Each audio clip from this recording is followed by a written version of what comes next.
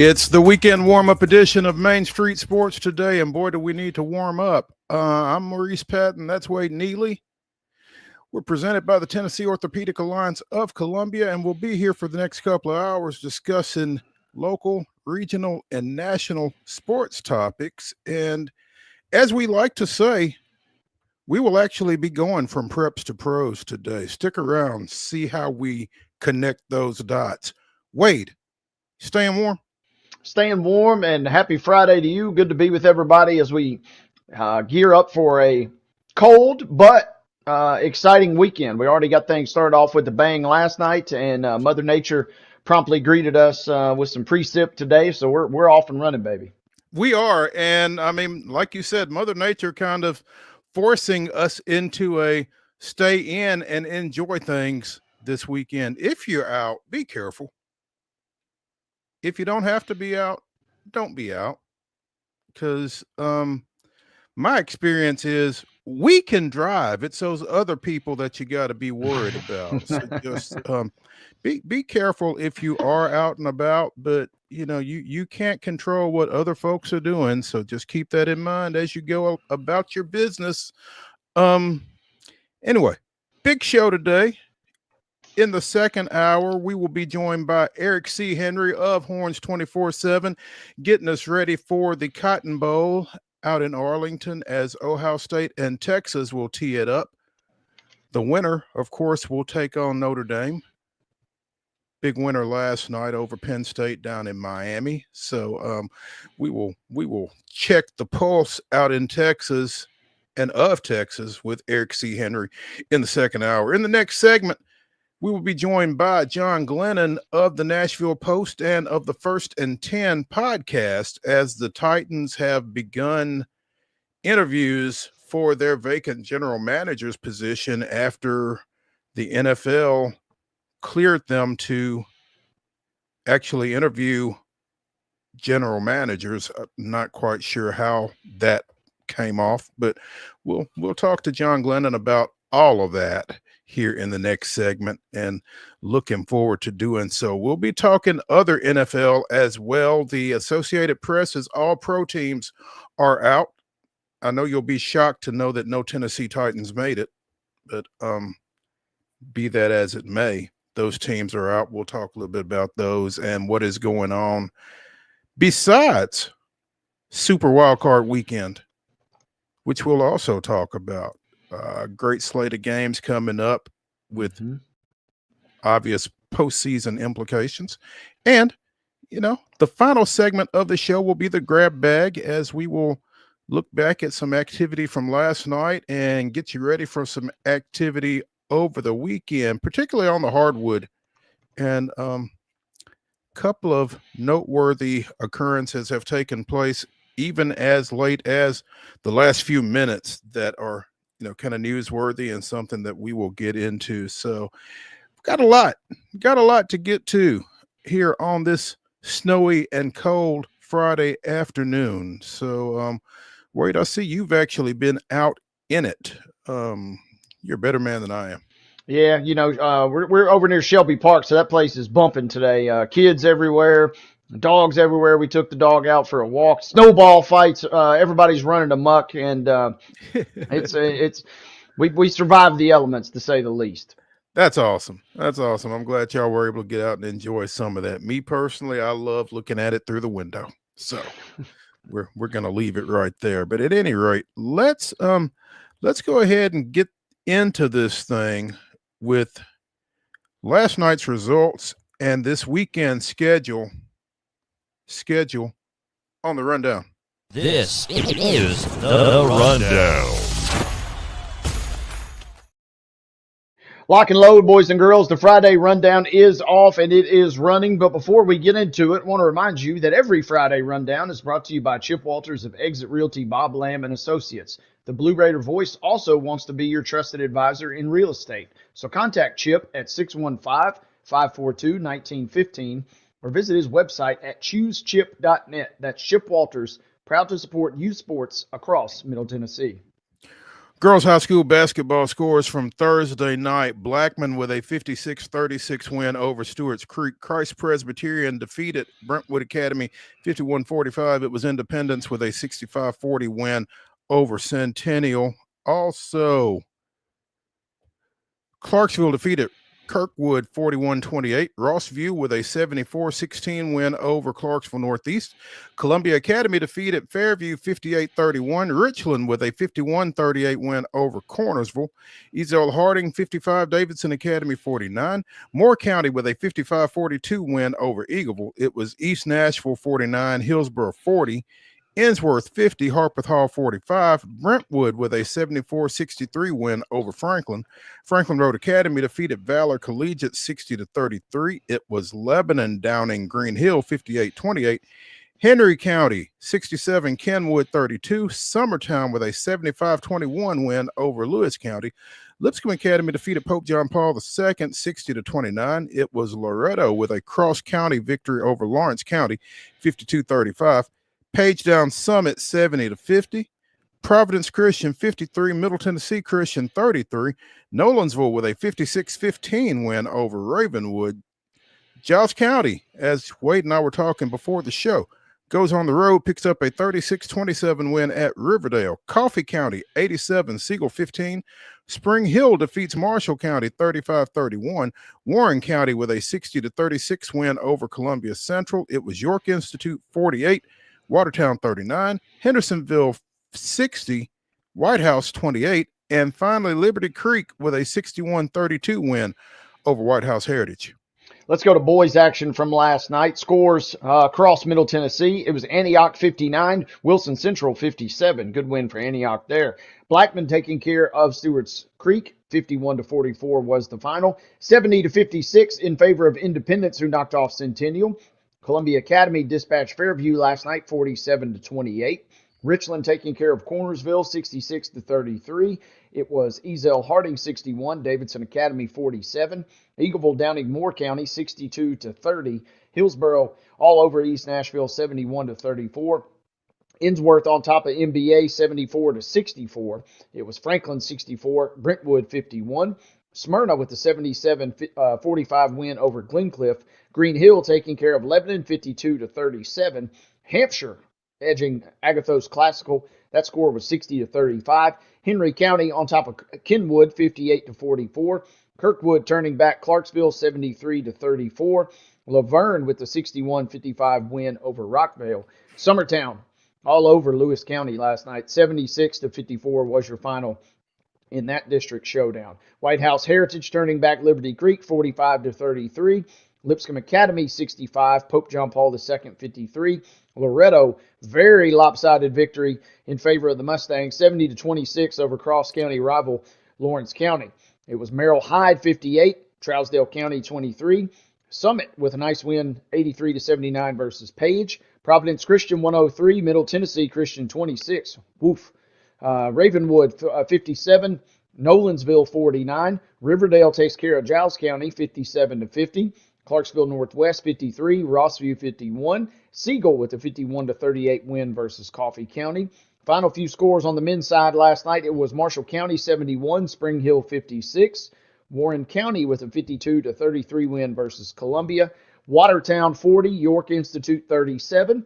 Webb School taking care of Tennessee Heat 56-46. And Hendersonville slipping by White House 65-62. In women's college basketball action from last night, Vanderbilt goes on the road in Southeastern Conference play and gets thumped 87-59 down at Ole Miss. Lindenwood with a 68-54 win over Tennessee State in Ohio Valley Conference play. Another SEC matchup. LSU survived a scare late at Thompson Bowling Arena at Food City Center. Tennessee rallied back, but LSU got a basket inside the final, 5-6 seconds, and then Tennessee with a miss to tie it. Anyway, LSU 89, Tennessee 87, your final there. LSU goes to 18-0 with the win there. Middle Tennessee State defeats Kennesaw State 59-47. Delta State with a 62-51 win over Trevecca.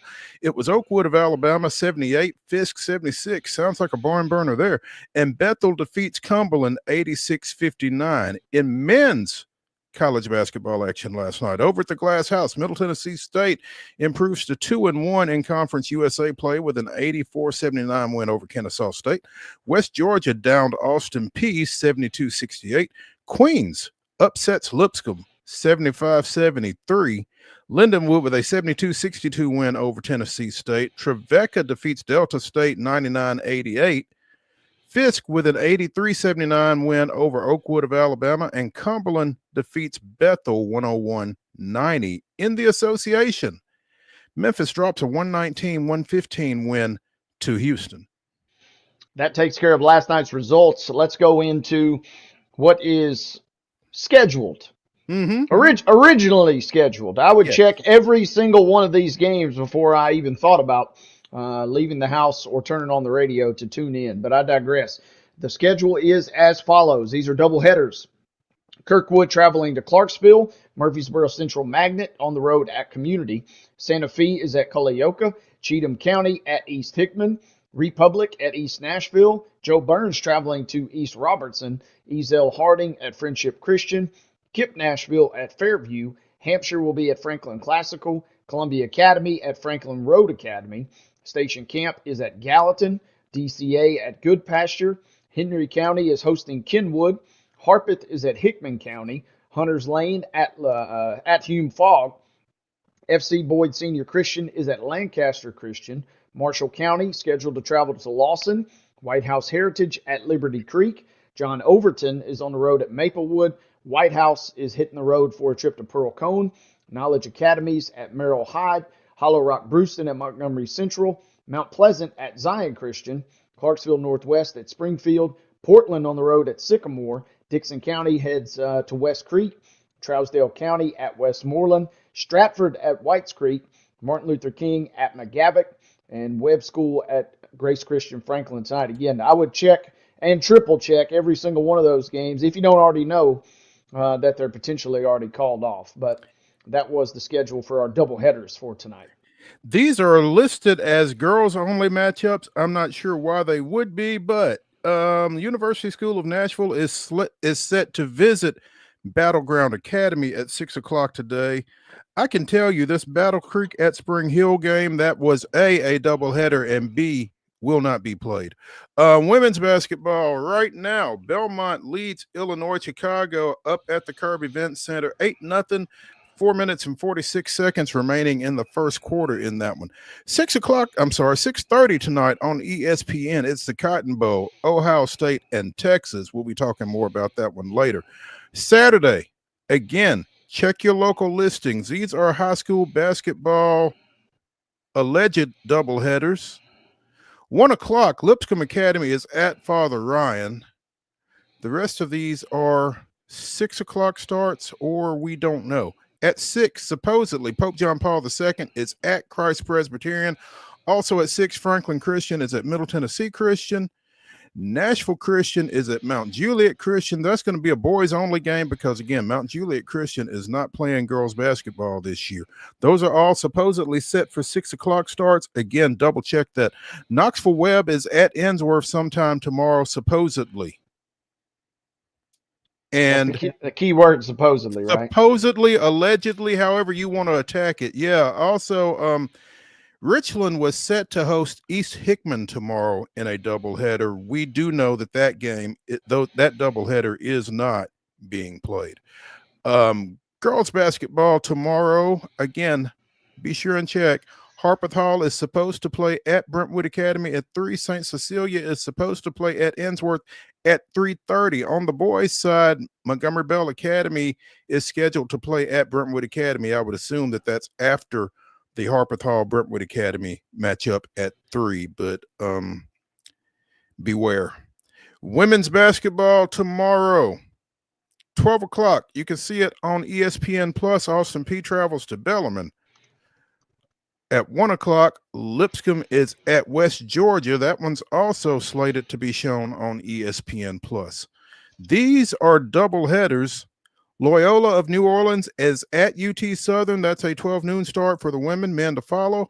Stillman is at Fisk. That's a 1 o'clock start with the women first. And Tennessee State is at Western Illinois, also a 1 o'clock start, also the women first. At 2, Mississippi College travels to Trevecca for a women's/men's doubleheader.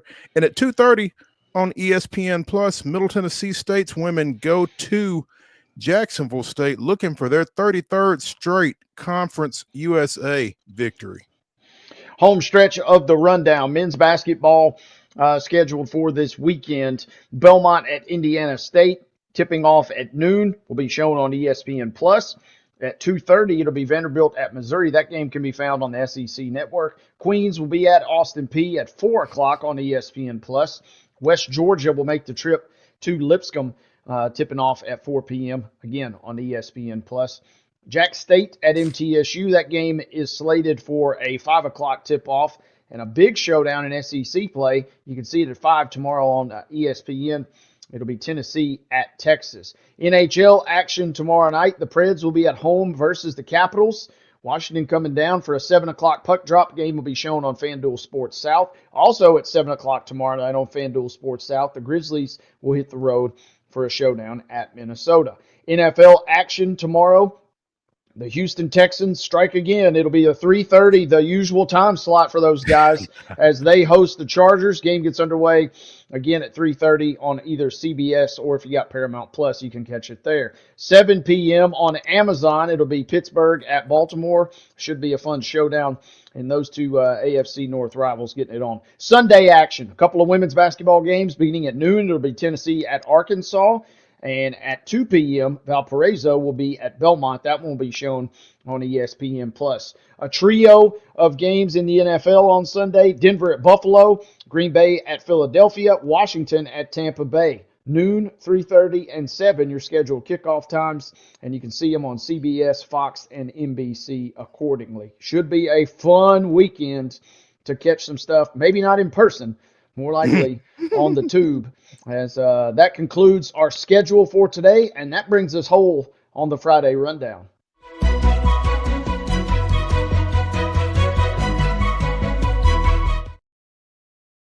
Your top story brought to you, as always, by the fine folks over at Piggly Wiggly and Neely's Mill in Columbia. Be sure and check out their delicious daily deli lunch options available from 11 a.m. until 6 p.m. And also their hand-cut meats. And everything is cost plus 10% at the cash register. Piggly Wiggly, Neely's Mill, Columbia, bringing you our top story. You may have heard of this guy.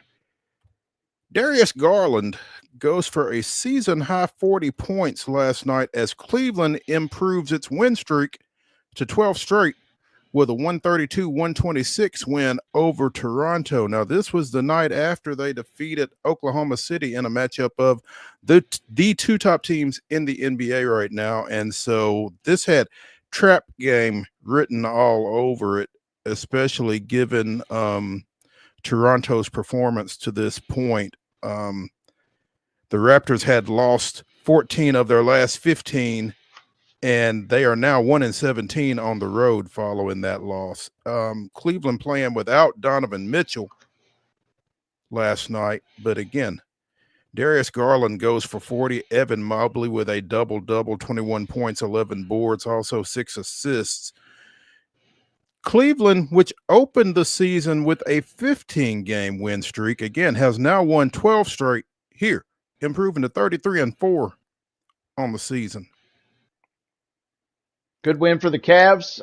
Great night for Garland, Mobley, and Jared Allen with double-doubles in the absence of the Spider. But deep down, Cleveland was probably thinking, hey, we're glad we obviously got the win. We certainly didn't want to lose that one. But, man, we're also probably thinking we didn't have to go that deep into the night versus Toronto. So hopefully they'll get a night or two to rest after playing that back-to-back and maybe playing a little more minutes on the second half for those guys than they thought. But, man, what a performance from Garland. 14 of 22 from the floor. He was pretty hot from downtown, 4 of 7 there.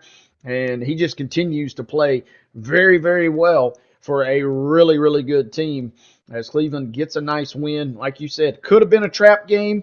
Got a little squirrely, but, they took care of business, which is always what you want to see as Toronto. 1-17 on the road is not a great number by any stretch. Not at all. To your point, the Cavs are off the next couple of nights before Indiana comes to town on Sunday. So chance to kind of get their legs under them before they face a pretty good Pacers team. So stay tuned for the 33-4 Cavaliers. Let's take a break here on Main Street Sports Today, presented by the Tennessee Orthopedic Alliance of Columbia. When we come back, we will be joined by John Glennon of the Nashville Post and of the First and 10 podcast as we talk a little Titans front office activity. Stay tuned.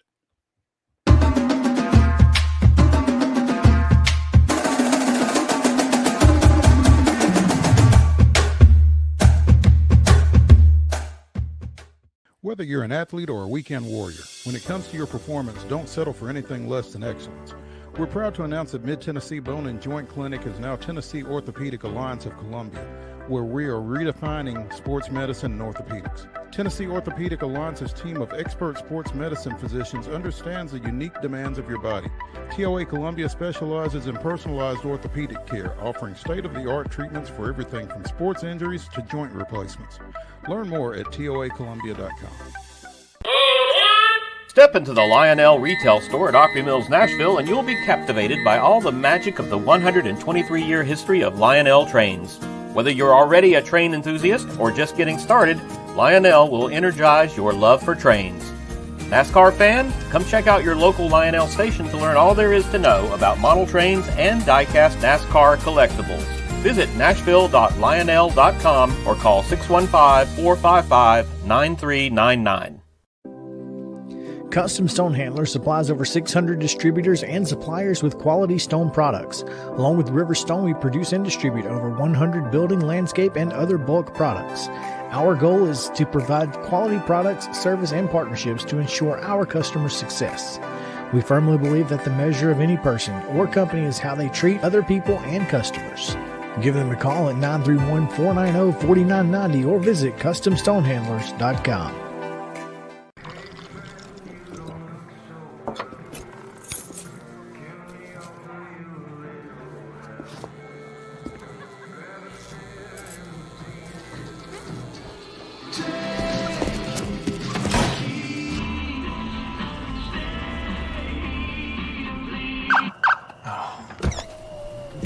You're seeing the signs too, right?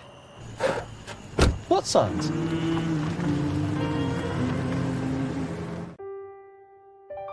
This holiday season, the largest lantern festival in the country returns to Nashville Zoo. Experience more than 1,000 all-new, handcrafted lanterns, towering creatures, magical worlds, and a North Pole village. At the center of it all, the Smashville Ice Rink. Welcome back to Zoolumination at Nashville Zoo. Bigger, brighter, and better than ever.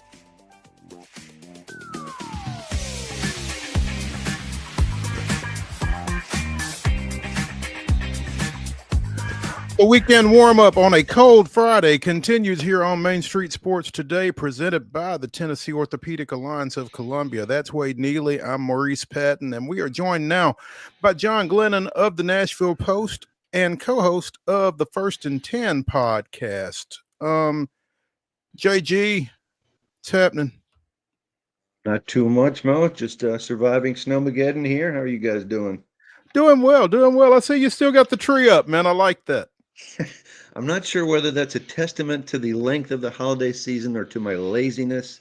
One of the two, but it looks kind of nice. We'll keep it around for a little bit. Well, especially with the snow, it's a nice aesthetic you got going on right now. Exactly. Absolutely. And you never know, maybe an extra present appears one of these days under the tree. Leave You it can always up. hope, right? There you go. Exactly. There you go. I like that. The Titans looking for a present these days, I guess.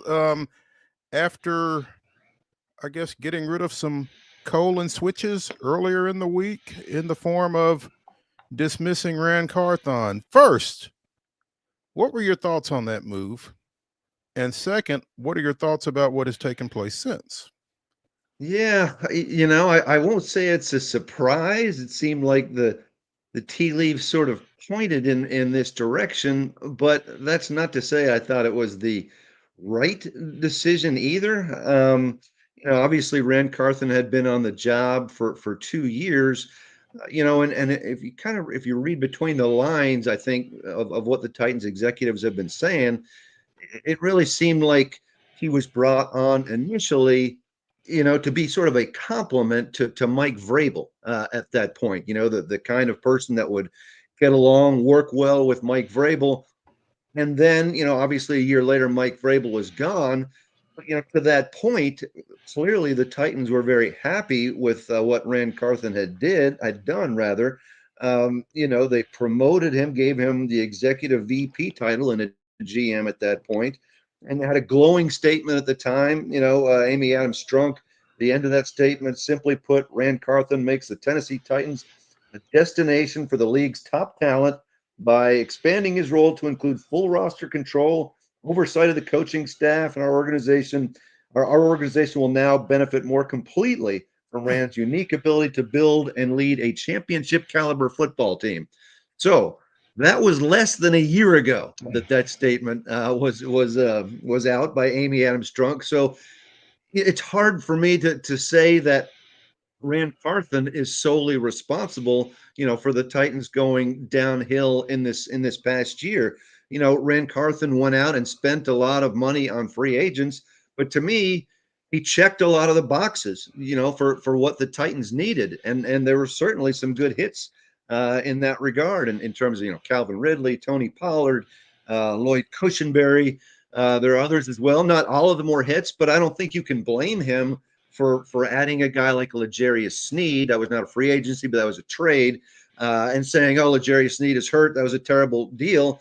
This was a guy who had missed only 3 games in the past 3 years, and his current, injury this year had nothing to do with the knee issues that he had in Kansas City. So, and to me, I think the drafts were solid. They weren't necessarily great, but they were solid, and certainly have room to get better. So to me, I think it's an awfully quick turnaround to can Rand Carthen after 2 years, especially as I say, after giving him so much control and saying he'd done such a great job less than a year ago. And so here we are again, trying to figure out who's on top and who's hiring who with the with the Titans right now. And all of a sudden, Mr. Chad Brinker, who was hired by Rand Carthen, as an assistant or as a I can't even remember his actual title, but he was promoted to assistant GM, a year later, and now he is president of football operations, has the final say on pretty much everything over the football side. So we've certainly seen quite a turn of events, to say the least, in the last several days. So here's my question, John. As you went through that statement from Amy Adams Strunk from less than a year ago with regards to Rand Carthon, how do we trust anything she says at this point? It's a fair question. We assume she meant it at the time, but again, how do you go from that to 12 months later, less than 12 months later, being so disappointed that you fire him is kind of That baffling you to fire me. him in favor of the guy that he hired. Yeah. Well, that's another fair point as well. To me, I wouldn't have fired either Rand Carthen or Brian Callahan simply on the basis of you need to give guys a little bit of a chance. You need to let them develop what they've started. But honestly, if I was going to fire one of the two, I would have been more inclined to fire Brian Callahan at the end of this season than Rand Carthen. And again, my initial thought is don't fire either. But me, there was more of a trail leading to saying goodbye to Brian Callahan, that this wasn't a good try, than there was to Rand Carthen. I mean, you look at one of the primary reasons that Brian Callahan was hired with kind of his background with quarterbacks, and kind of an offensive minded guy. And what's happened to Will Levis? Will Levis played worse this year in most categories than he did as a rookie the previous year, on Mike Vrabel's watch. You cannot point to very many areas whatsoever on the Titans that got better this year. Certainly, maybe the biggest jump the Titans had was in the secondary and pass defense, and really Brian Callahan pretty much turned over the defense to Denard Wilson and concentrated on the offense there. So again, I say, have a little patience. Let both of these guys, show what they were hired for. I wouldn't have fired either, but again, I think there's not a lot that Brian Callahan can say about what got better during his first year with the Titans. Yeah, it's a lot to digest and a lot to process, and I'm kind of with you, John, in the sense it feels like if you're going to keep one, you probably need to keep both. And just, I mean, for the sake of continuity, you hear so much. The Bears are in a similar spot, right, with the development of Caleb Williams, and where do they go now with a new coordinator and potentially in a new head coach?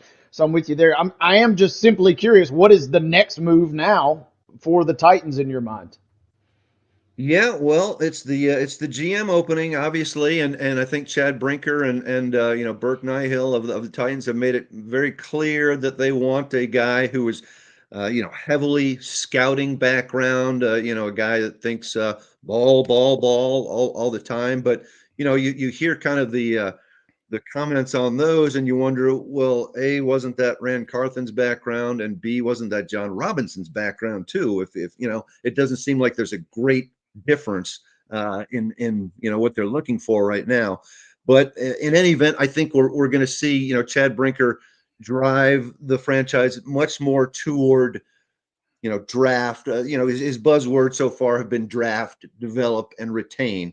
And it almost kind of goes without saying that he wants to take a different path than Rand Carthen did last year in terms of signing a number of free agents. But kind of the argument there is Rand Carthen had, pretty much the most money, in the NFL, to spend. What's he supposed to just sit on it and say, hey, we'd rather, develop a little bit of talent and we'll take our lumps there. Now, if you've got the money and you've got all kinds of holes on your roster, why not fill them in free agency and then draft some players as well? Anyway, there does seem to be a pretty strong list of candidates that the Titans have drummed up. I believe it's about 10 candidates that have been reported so far, and you're surprised in one way that they've gotten what appears to be a really strong list, because you could certainly see some candidates saying, I don't necessarily want to go because I feel like I'm second rung compared to Chad Brinker now. But I think what the argument the Titans are going to use is that Chad Brinker, yes, he's ultimately in charge, but I think that authority will only come down if absolutely necessary. If there ties needed to be broken in terms of who's on the 53-man roster or who should we draft, that kind of thing. I think he's going to be less authoritative maybe than what it sounds like from his initial job description. But certainly, and I don't know if you guys want to go into them, but certainly do seem to be some candidates that appear attractive that they're scheduled to interview. Yeah, there certainly do appear to be some attractive candidates, like you said, John, and we do want to get into that. But my question is, to your point,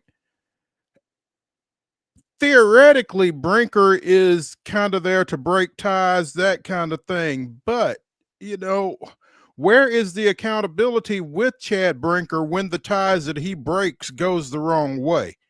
Because it feels like to me, somebody on Twitter tweeted a Eddie Haskell reference to Chad Brinker, and it kind of feels like there seems to kind of be a Teflon-ish type concept when it relates to Chad Brinker here right now. Yeah, I think that's fair to say, because the biggest question I hear from a lot of Titans fans and a lot of readers is, who's Chad Brinker? No, I don't think a ton of people, obviously the hardcore Titans fans knew who he was, but there's a lot of people saying, wait a minute, where's this guy coming from? And it's a fair question too, because as we said, Rand Carthen hired him 2 years ago. In 1 year, he made the jump to assistant general manager, and it took him only one more year to reach the kind of the peak on the football side, president of football operations. And again, jump ahead of the guy that hired him. Yeah, yeah, exactly. That might make for an uneasy situation. I'm not sure we see a whole lot of Christmas cards going back and forth between the two at that point. Chad Brinker has got quite a scouting background.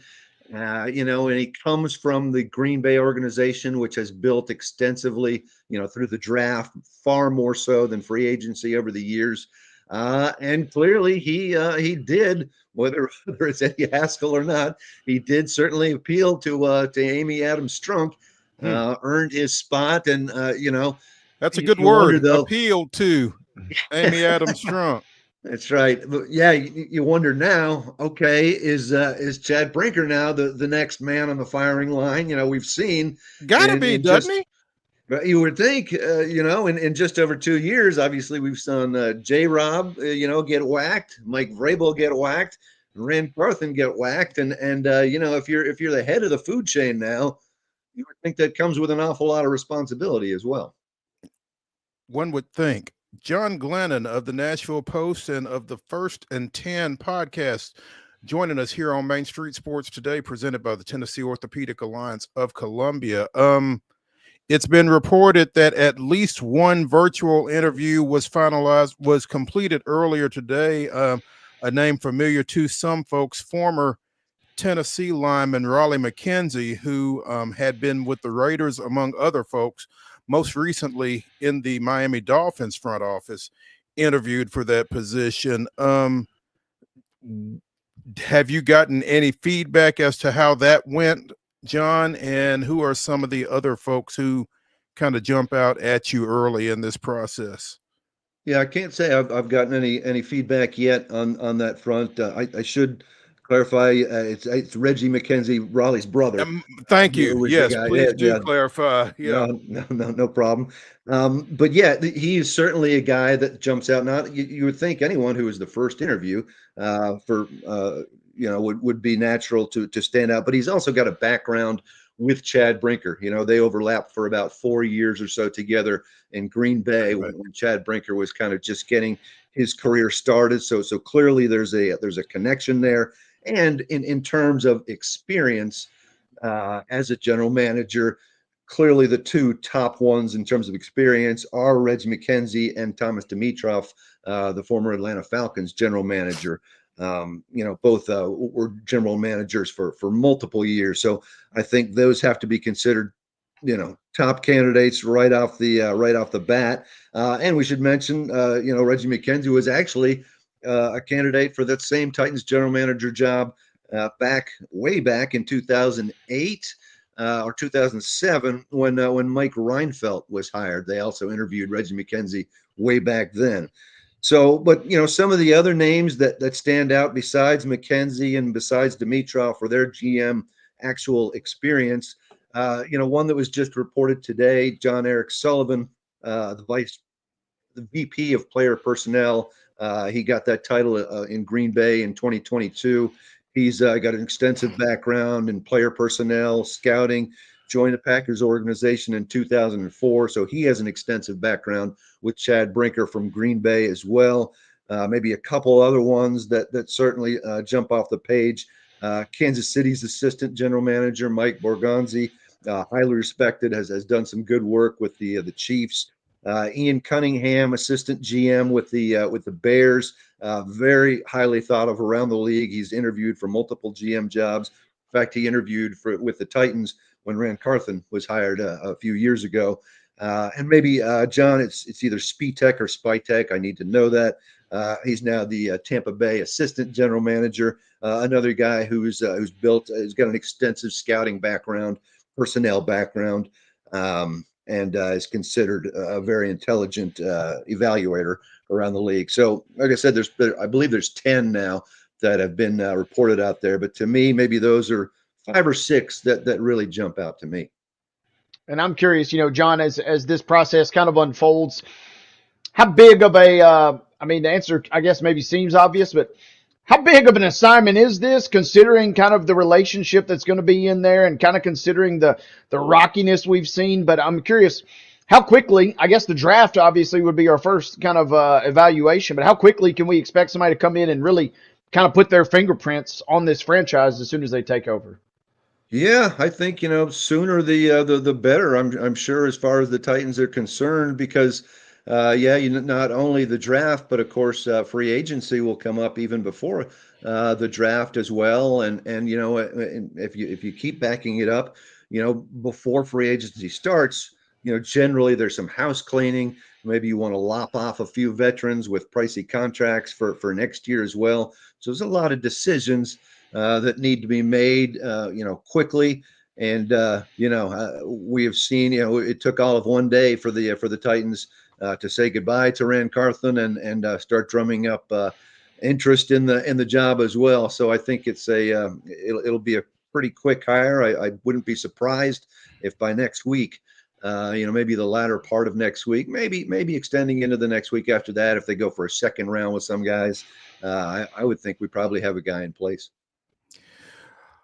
John Glennon of the Nashville Post joining us here on Main Street Sports today. John, the NFL had to step in and kind of clarify some things with regards to this vacancy. That, as it turned out, maybe the Titans violated the Rooney Rule at some point, unbeknownst to some folks, as Brinker was elevated, but also, there was some question as to who they could or couldn't talk to with regards to this position, with, the thought of it being a lateral move or not. And that had to be, there's a lot behind the scenes, I guess, that had to be dealt with in regards to this position. And with all of that said, how attractive is it going to be when it comes right down to it?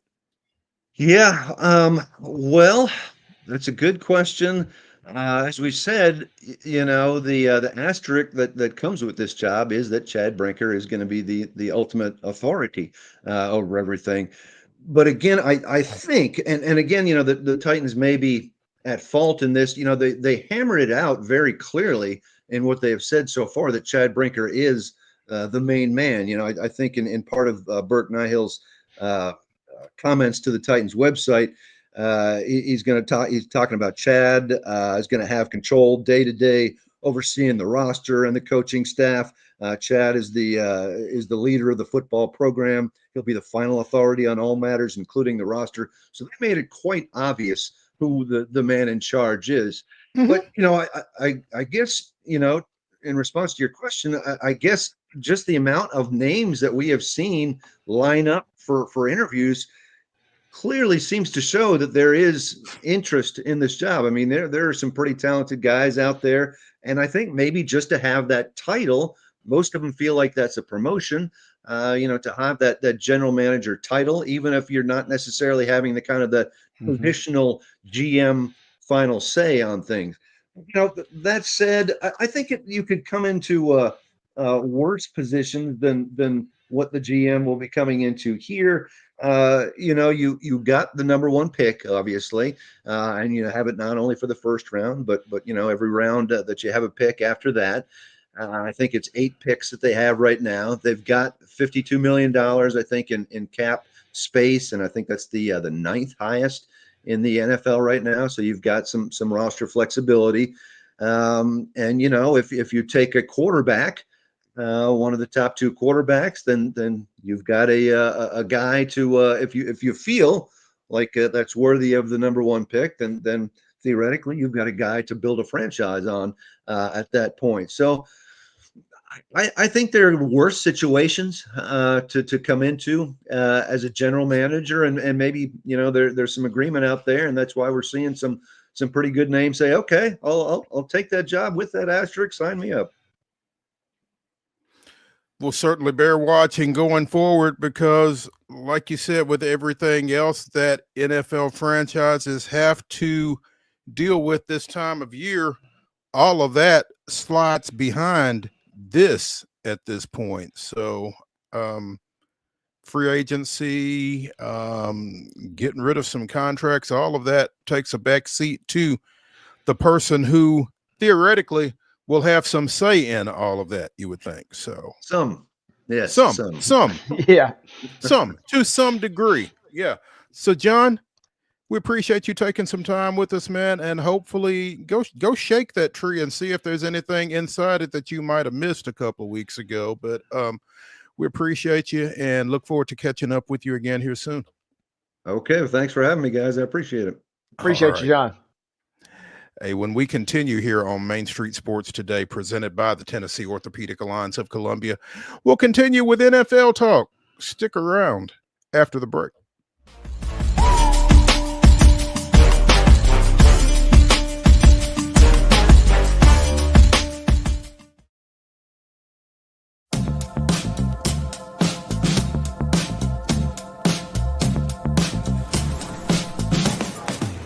Do you want to be a bad man? Yes, you do. Do you want to taste sweet salvation underneath the summer moon? Do you need another hand now?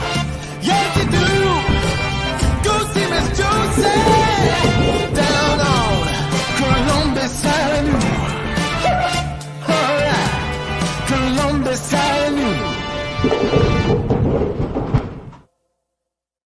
At Delta Dental of Tennessee, we know our success begins and ends with providing superior quality service, and that includes serving those who need it most. This year, we're celebrating 25 years of giving back to the community we call home. Delta Dental, along with our Smile 180 Foundation, supports Tennessee's dental colleges and oral health education, children's hospitals, free and reduced cost dental clinics, and other like-minded charities. Here's to the next 25 plus years of ensuring healthy smiles.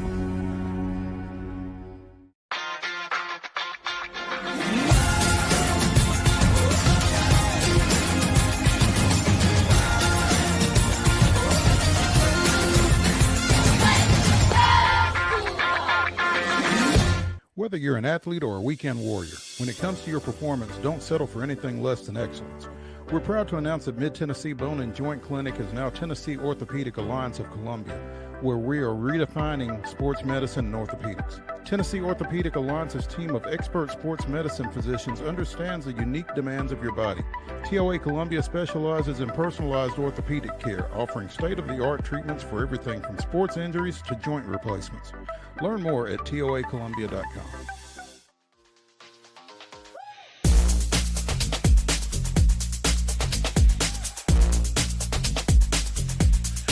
The weekend warm-up continues here on Main Street Sports Today, presented by the Tennessee Orthopedic Alliance of Columbia. That's Wade Neely. I'm Maurice Patton.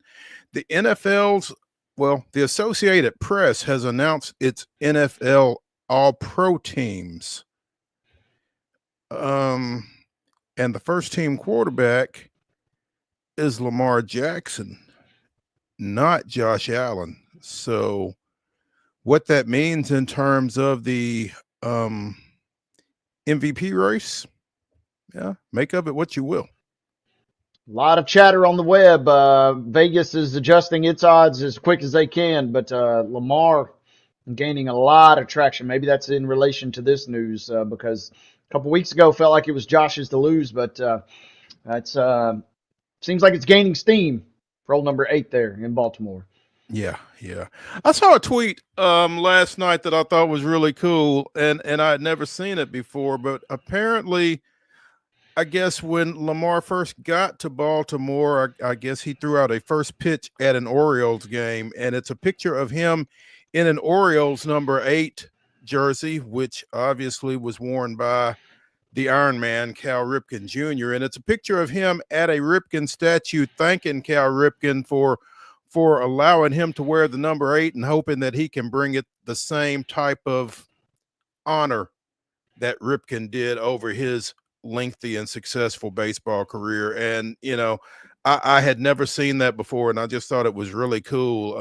I never thought about that, but 8 is a distinct number in Baltimore athletic history, obviously. Lamar's no dummy. That's a smart move on his part. You could do a lot worse than those two number 8s. It'd be interesting to see who some of the greatest, tandems are wearing the same number in a city like that. I'm sure somebody has probably already addressed that because That if I sounds like can, a snow day project for you right there, Mo. You just signed yourself up. yeah, we'll see how that goes. Saquon Barkley is your first team running back, understandably so. Rookie Brock Bowers is your tight end. Chase Jefferson and St. Brown are your wide receivers. Miles Garrett and Trey Hendrickson out of Cincinnati were your edge rushers. Chris Jones and Cameron Hayward are your interior linemen. I don't know that there were a whole lot of debatable spots other than the quarterback situation. As I did mention earlier in the show, there are no Titans on this list. I know that will come as a shock to a number of folks, but your second team running back is a familiar name.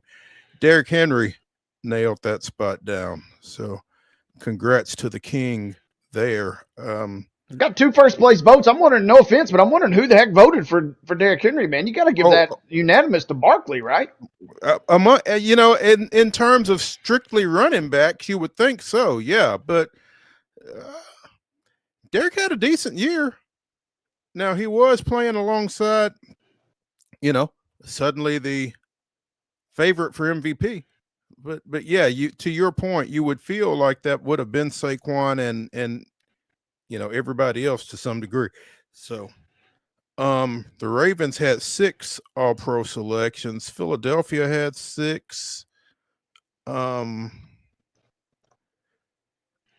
Chase and Jefferson, the only unanimous first team selections, which can't imagine LSU not using that in their recruiting over the next little bit. So yeah, that team is out. Apparently Deshaun Watson has torn his Achilles again. And it says the QB could now miss the entire 2025 season for Cleveland. Here's my question. Were they going to bring him back? Sounding like it, yeah. I mean, Winston was basically getting ready to be cut. You should, I mean, no offense, but you ain't trotting a DTR out there after what we saw the last couple of weeks. I mean, you kind of are backed in the corner, as we've said many times with Watson. In a weird way, Browns fans maybe feel a little optimistic now about the season with this news, as sad as that is to say. Isn't that something? They are the number 2 pick. Is that right? Yep. So you got to feel like quarterback is in play for them. That's going to be an interesting development. But again, like I said, I couldn't have thought that he was going to be back healthy or not. But this, I guess, if nothing else, kind of brings some clarity to the situation for Cleveland. They got to have a quarterback from somewhere.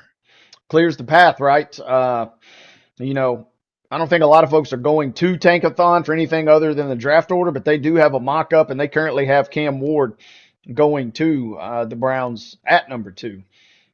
Closely followed by Shedeur Sanders going to the Titans, of course. So QB1, QB2, depending on your evaluation of those 2 guys, that number could flip-flop. But, it seems like the Browns are going to be in the QB market this year, whether it's through free agency or certainly maybe through a draft pick.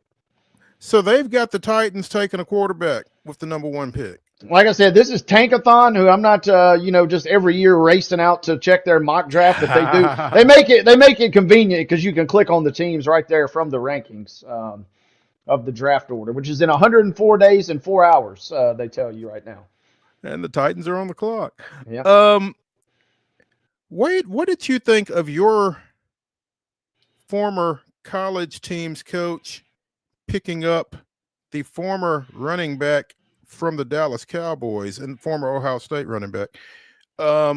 Ezekiel Elliott was signed to the Chargers practice squad earlier this week after he was released by Dallas. It was funny when it happened, right? That Jerry Jones, waived Ezekiel Elliott kind of in a weird tribute, the way he phrased it, a chance for him to maybe latch on to somebody, and he does end up in L.A. They got J.K. Dobbins out there too, so Harbaugh's an equal opportunity lender when it comes to drafting. So we got Haskins back there, the former Michigan guy, but now he's crowded out by Dobbins and Zeke. But in theory, he brings at least a little veteran, a little extra set of wisdom, set of eyes that can maybe at least give you some sort of decent scout. I don't know how much you're praying, obviously, that you, no offense to Zeke, but you're praying you don't see that guy on the field at any point, because that means something's really going wrong with Dobbins, Gus Edwards, and Haskins at that point. Yeah. Dallas's third all-time leading rusher, just 29. The Chargers have had some injuries over the course of the season, like you said, so you don't necessarily want to see him, but he kind of gives you a little confidence if it gets down to him, I guess. Yeah, I mean, their thought or their goal obviously is to win this whole thing, and Dobbins has been. It's been well documented the injuries he's already had even coming into this season, and then he's had 2 different stints in and out of the lineup with injuries this year. So it makes it tough. Then you got Edwards and Haskins behind him. They even got that other guy, Vidal, who's kind of popped in a few times down the stretch. Kamani, I think, Vidal. Mm-hmm. And so, I mean, you hope that Zeke's not there. I'm thinking this seems like, hey, pick up a guy who's got a little experience, hadn't gone deep in the postseason. I know Cowboys fans will be sad to hear that, but he's got a little wisdom and can maybe, bring a little guidance to a team that also is kind of not made a deep run in a while in the postseason. We talked earlier this week about the Raiders firing Antonio Pierce after one season. They came back a couple of days later and fired their GM as well, Tom Telesco. If there is a team that has less of a feel for what they're doing than the Titans, maybe it's the Raiders.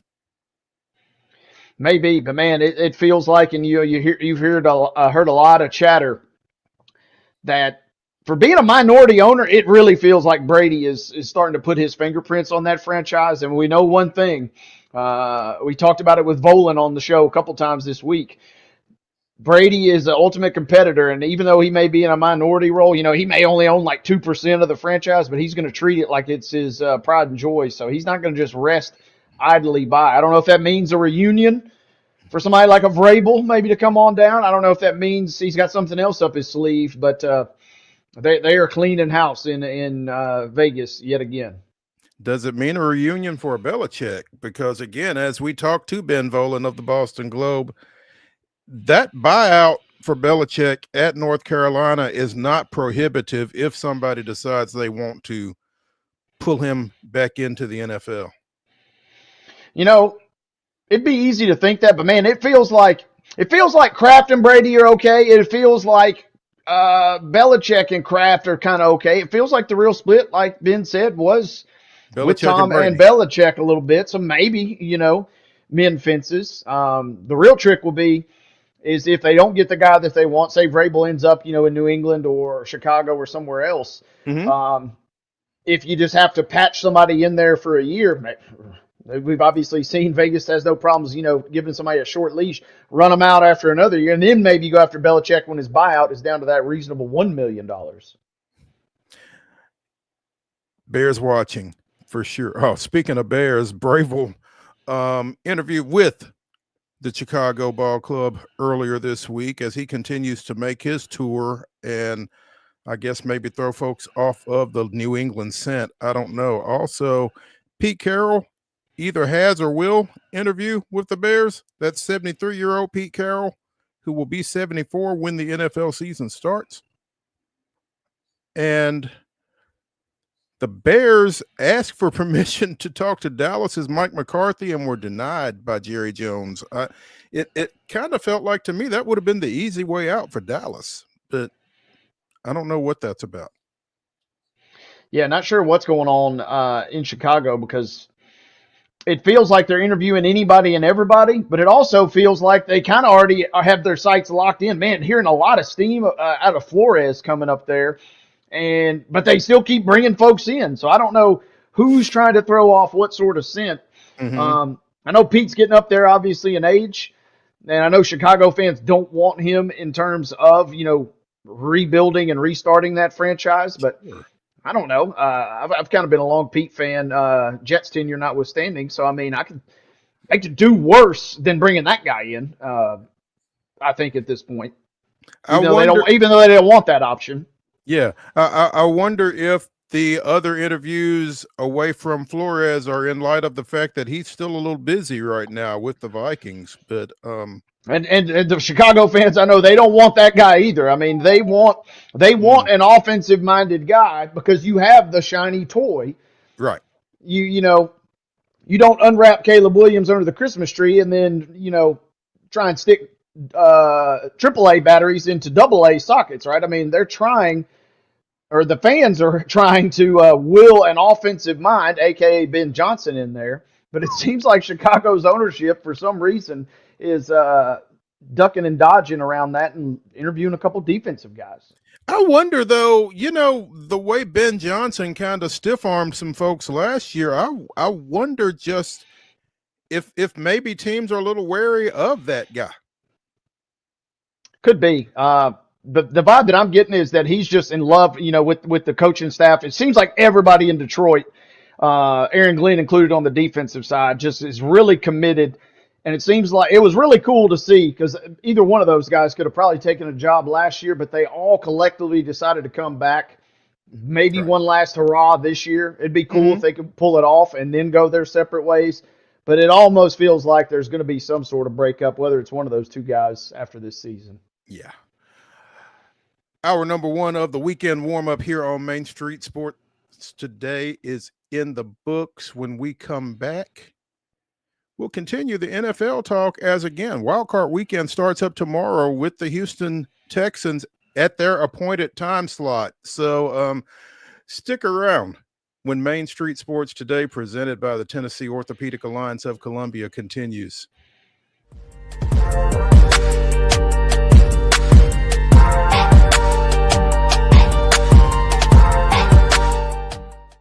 Hi, I'm Dr. Vilay Saisuka, CEO and founder of Premier Foot and Ankle Centers of Tennessee here in Murfreesboro.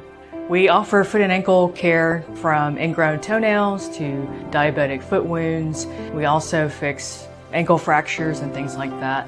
Call us today to schedule an appointment. We look forward to seeing you. Because here at Premier Foot and Ankle, we believe that the journey begins with happy feet. Whether you're an athlete or a weekend warrior, when it comes to your performance, don't settle for anything less than excellence.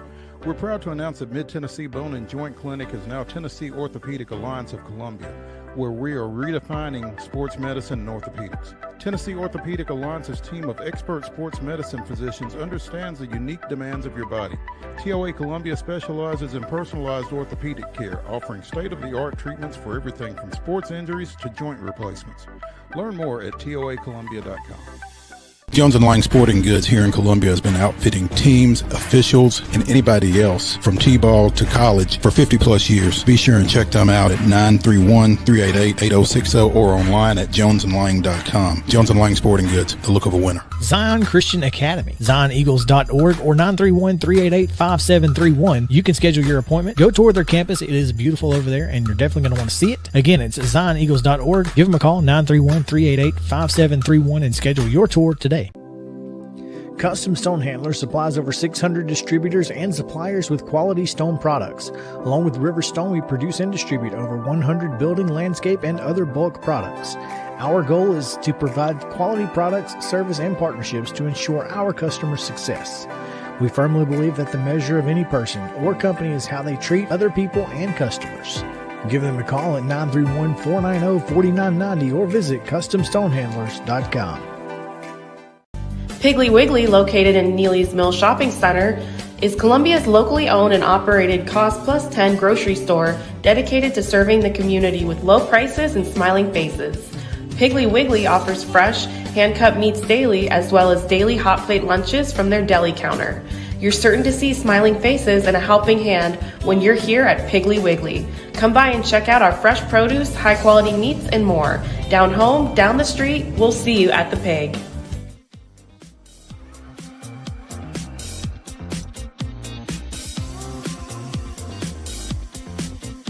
Hour number 2 of the weekend warm-up gets going right here, right now on Main Street Sports Today, presented by the Tennessee Orthopedic Alliance of Columbia.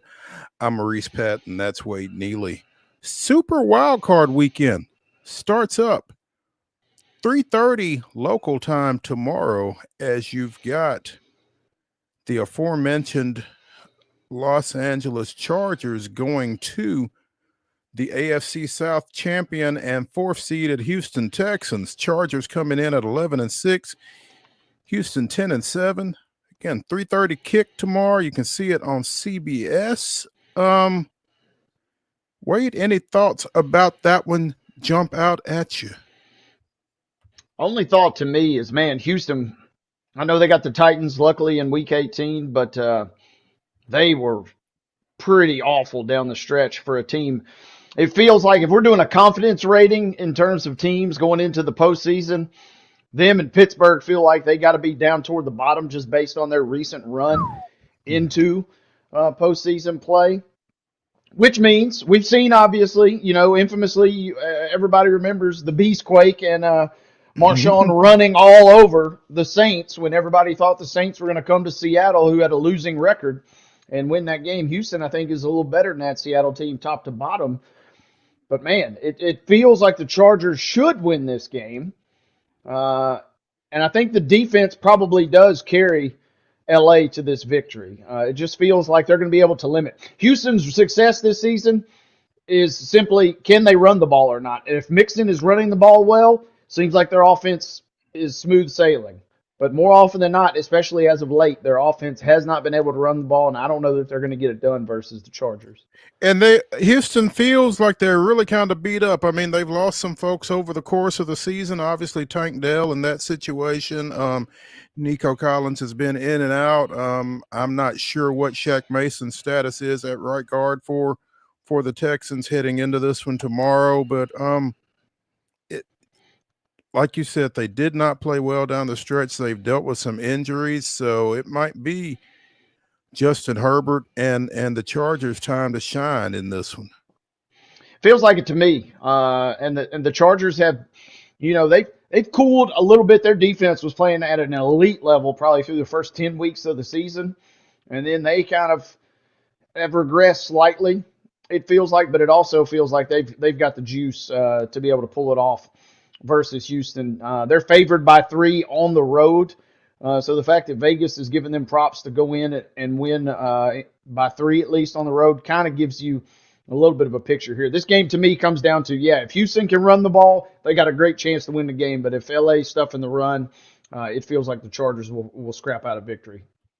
The late game Saturday will be another AFC wildcard matchup as number 6 Pittsburgh goes to number 3 Baltimore in an AFC North rematch. Pittsburgh coming in at 10-7, the Ravens 12-5.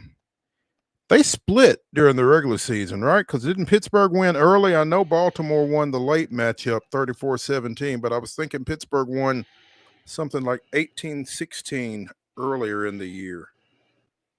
Well, that certainly is a Pittsburgh score, and that's exactly what it was. So you're right on the money. Your memory's sharp there. And then Pittsburgh promptly went out and lost to Cleveland the very next week. So that kind of tells you the Pittsburgh team that we're talking about. They come in playing by far some of their worst ball. But, Baltimore has laid egg after egg seemingly in the playoffs, not in the last 2 or 3 seasons, but it feels like over the last decade, as good of a coach as Harbaugh is and as great of a regular season coach as he feels like, they've been prone to a little lemon booty in the playoffs. The Ravens are 1-3 against the Steelers all time in the postseason. But, man, Mo, they're favored by 10 points. They can't lose this game, right? With the MVP, who's been also prone to making some mistakes in the postseason. They can't lose this game, right, to the Steelers of all teams.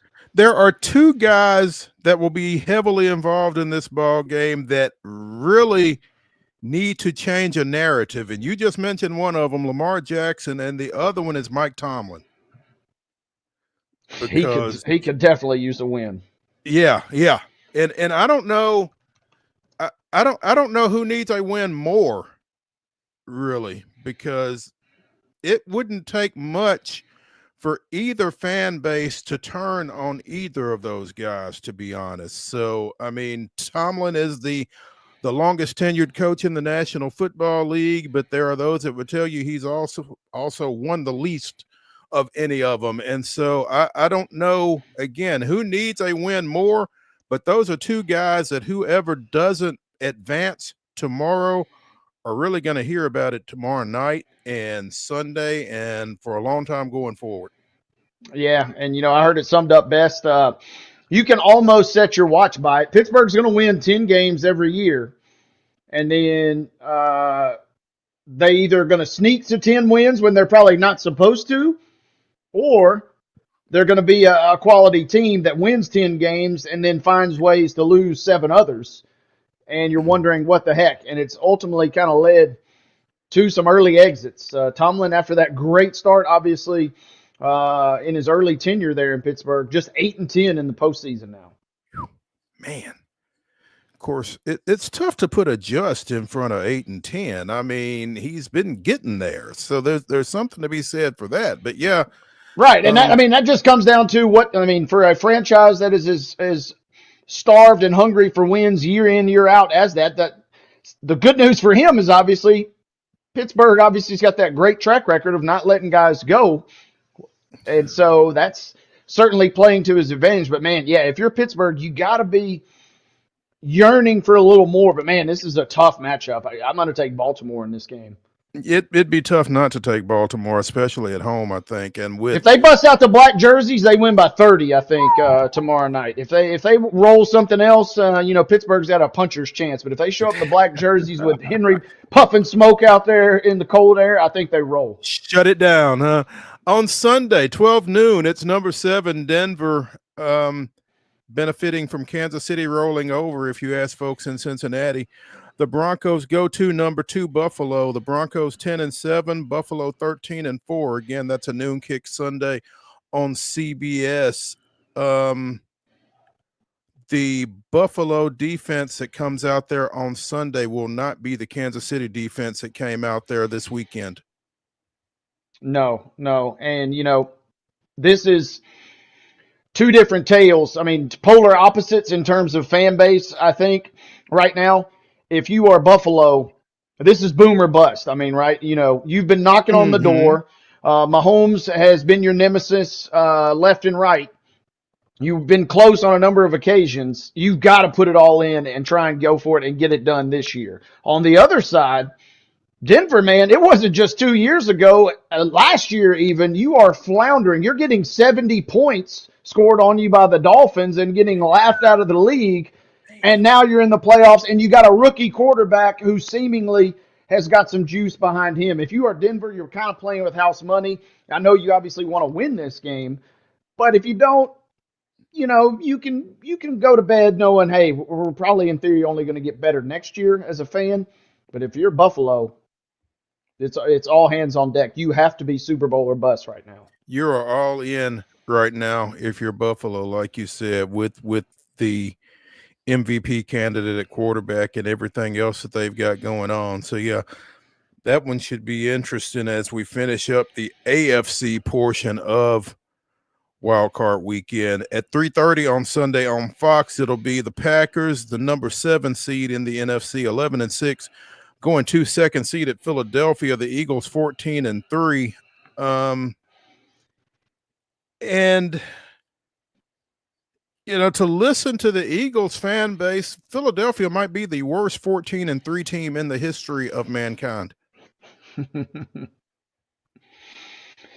This to me is one of the most intriguing games of the weekend. Probably top of my watchables list, if you want to call it that. And the great news, man, they were cutting it close, but Jalen Hurts is cleared concussion protocol. He's going to be good to go this week. So the Eagles are going to roll it out there. Man, think back just a few months ago, the Eagles were getting ready to maybe fire their coach in the middle of the season, and then they rattle off like 10 straight victories in position for the 1 seed, only to kind of see it slip right at the end there. But they're kind of in that same boat. It feels like if they don't win it all this year, it's going to be another massive disappointment for that fan base, which we know is always rabid. And on the other end for the Packers, man, they've really obviously been they've played victim to a really tough division. They're sneaky. I don't know if they've got the goods to maybe win it all, but they certainly have some talent that could propel you. It's the path is I know it's snowing right now, but I can peek through the window a little bit and see a path for the Packers. It's just up to them whether or not they step through it. Well, and Green Bay, again, the number 7 seed, they're coming in with a boatload of confidence, having been the first number 7 seed to win a ball game under this format when they knocked off Dallas last year with Jordan Love. But Love is back, but Christian Watson is out. So the receiver core is taking a little bit of a hit for the Packers, and I don't know exactly how much of an impact that'll be in this ball game, but it's got to be some. But to your point though, Jalen Hurts getting back is huge because there's a little bit of a drop off from Jalen Hurts to either Kenny Pickett or Tanner McKee. Yeah, I mean, I know the memes are hot in the streets about McKee, but yeah, Hurts at a high level, Barkley getting back to what he's been doing all year. That's the recipe. Can Philadelphia pull the strings, get it back together? On the other end, the Packers, they, like I said, they're capable of pulling this off. I don't know. Something just still sticks with me. The fact you lose to Chicago at home. I know, things weren't. Week 18 was just an odd week, but man, you lose to Chicago at home. They're the only team to get beat by Chicago on the road all season. That's just a little stink that I can't necessarily overlook. I think the Eagles win this game, even though the Packers could certainly not just win this game, but make a run. Yeah. The nightcap on Sunday, number 6 Commanders, 12-5. Going to Robert James Stadium, taking on the 3rd seeded Tampa Bay Buccaneers. Tampa Bay coming in at 10-7. Again, that's a 7:00 kick. It's on NBC. And man, Daniels is your rookie of the year, right? Yeah. Bowers obviously made a compelling argument, but no, yeah, Daniels, Bo Nix even was in that mix for a little bit there, but yeah, that's his. And it would not surprise me at all if they go down there and win this ball game. No, and same deal with the Broncos, right? You come into this season not knowing what the heck is about to unfold. And what unfolds is you strike gold at the quarterback position. Dan Quinn all of a sudden looks like he's got the coaching chops to get things going. You flirt with winning the division as recently as 3 weeks left in the season. This game is going to be electric. It has the highest over-under of any game on the slate this weekend at 50.5. I'm hoping both teams score in the 30s, and I'm looking forward to staying up late Sunday night to watch this one. Yeah, playoff Baker could be pretty compelling theater. The final game of Wild Card Weekend, Monday night, 7:00. You can see it on ABC and or ESPN, and it will be played in Glendale, Arizona, as the 5th seeded Minnesota Vikings will take on the number 4 Rams. The Vikings 14-3, again falling to that number 5 seed following that loss to Detroit last Sunday night. The Rams coming in at 10-7 with the always unpredictable but always entertaining Matthew Stafford at quarterback. Yeah, and the Rams nearly pulled the real Houdini last week. They rest all their starters. Their bye week was back in week 6, and they were banged and they were bruised. And Sean McVay says, I want to rest my guys. And they still almost pulled off an upset in week 18 to improve their seeding. Instead, they get Minnesota. My real concern or my real question here is how mentally fragile is Minnesota after such a demoralizing defeat last week when everything was right there in the balance versus Detroit. And then also physically. We talked earlier this season. Remember that wild stat that teams were like 0-6 to start the year after they'd played the Lions? That's right. I don't know. I lost track of what that number ended up, but it was a crazy stat. Minnesota's kicker, Will Reichert, the former Bama guy, he's had some real shaky kicks lately too. If this game gets close, it's going to come down to a kicking game. And man, I don't know. I'm not willing to pick the Rams, but I could certainly see them, even though they're playing in Arizona, pulling this win off. I think this one will be a fun one Monday night too. Yeah, you got to wonder how much moving this game impacts the Rams. It's unfortunate everything that has gone into that. And again, thoughts are with everybody that's dealing with those wildfires out in California, obviously, and a football game is secondary, if that, to everything else going on there. But that said, you've played to get a home game, and now, it's not a road game, but it's certainly not a home game either. So how that impacts, or if that impacts, will be something to consider as well. Let's take a break here on Main Street Sports Today, presented by the Tennessee Orthopedic Alliance of Columbia, because in the green room, we have Eric C. Henry of Horns 24/7 ready to talk a little Cotton Bowl, Ohio State and Texas. Stay tuned when we come back after this.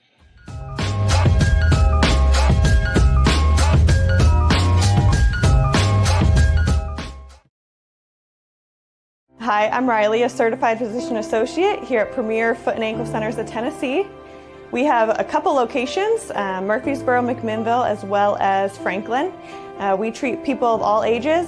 We're excited to get you back on your feet and hope we can help you today. Call us today to schedule an appointment. We look forward to seeing you. Because here at Premier Foot and Ankle, we believe that the journey begins with happy feet.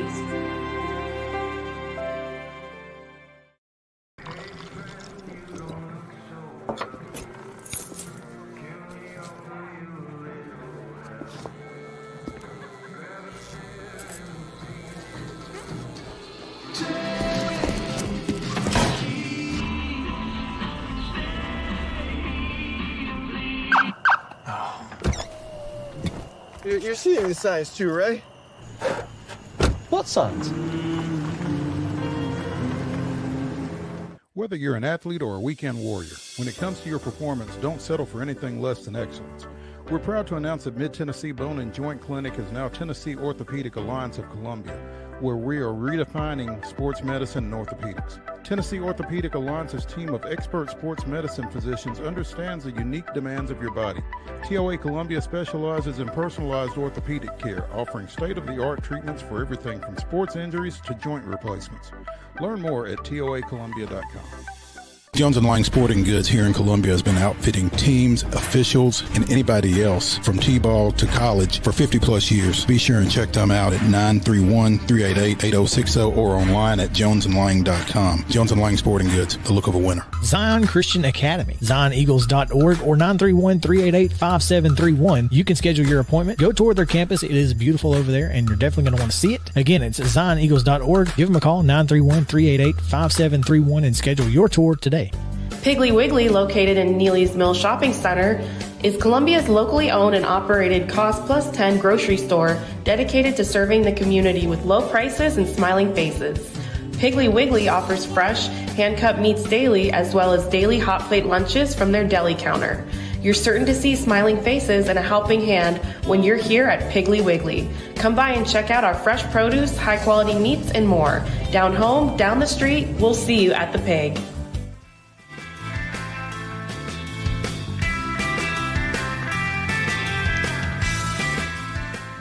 The weekend warm-up continues here on Main Street Sports Today, presented by the Tennessee Orthopedic Alliance of Columbia. I'm Maurice Patton. That's Wade Neely, and we are pleased to be joined now by Eric C. Henry of Horns 24/7, as we are a little over 3 hours away from kickoff at AT&T Stadium out at Arlington, as Ohio State and the Longhorns will play for the other berth in the national championship game against Notre Dame, which defeated Penn State 27-24 last night.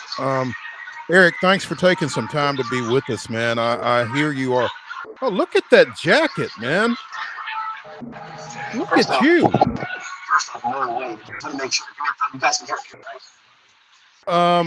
Having a little trouble hearing you. All right. I'm off of this Bluetooth. I want to go to my mic here. Give me 1 second. Okay. Thinking on the fly, we like that from our guy Eric. No doubt. Thinking on the fly and looking fly. Look at Yes, him, sir. man. I love that jacket. Yeah, but obviously want to get some thoughts from him on this ball game for obvious reasons. That is better. Yes. Perfect. Yeah. All right. So, hey, first off, man. I appreciate the love on the jacket. It's a whole suit. Let me get you guys, it's a whole deal here, right? Man, you can't hide money. You are SEC now. You all right?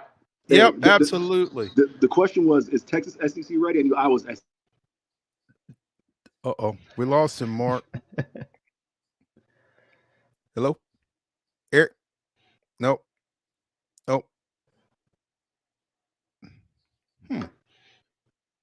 Nope. I don't know what happened. Mark, help him out.